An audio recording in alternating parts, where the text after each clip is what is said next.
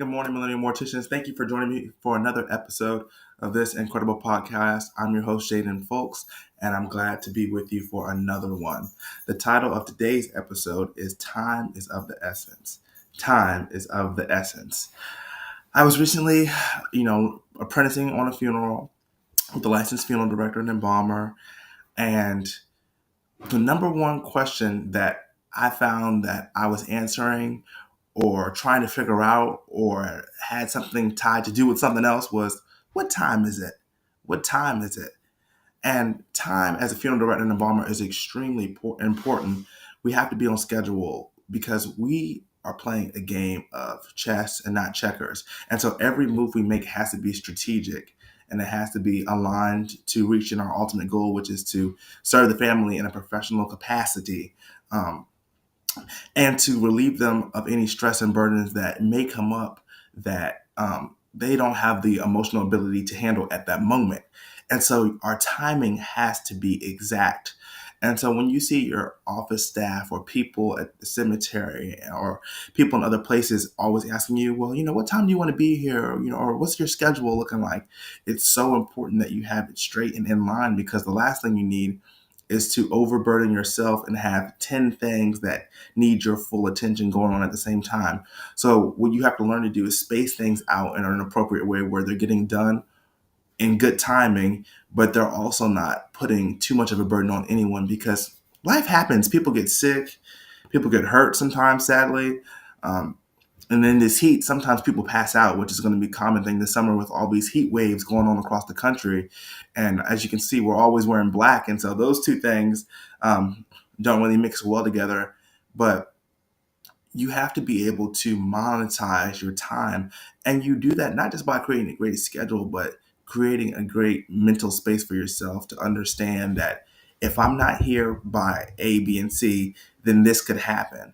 And so I find that when you're late to things, it triggers your brain to push things kind of further behind, like, I'll get to it later. It can wait. And we have to remember, we're in an industry where things can't wait. Anything, 9 times out of 10, the things that we need are things that we need right then and there in that moment of time. And so we can't risk having any mistakes, any errors, any gaps of us just doing nothing.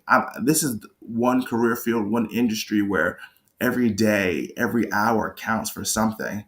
And us being in this business, we know that life has time restrictions, life has limits, and that time isn't permanent. And every day that you get to wake up is another day that you have another opportunity to maximize your time, your skills, and your energy to be productive in our field. And so when you have a day where, and it happens to all of us sometimes, where you didn't get everything that you wanted to get done in that day, you just have to say, I'm only human. I can do this. I have to pace myself. And once I either schedule more time later this afternoon or even tomorrow morning, I'm going to get it done. So once you just start believing in yourself and saying, I'm going to get it done, it's possible, it's doable, then that's when you start creating those pockets and those exercises of time. You could start off by setting your alarm clock to a certain time every morning, or having coffee at the same time every morning. So it's just creating those increments of spaces where there's a moment that you have to do the same thing you do every day.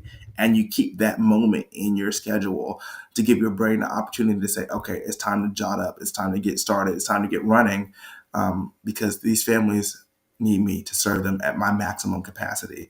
And I can be serving more than one family at a time. But I know if I follow my schedule and I can stick to my time schedule, I know that things can run smoothly and effectively for everyone involved in the funeral service.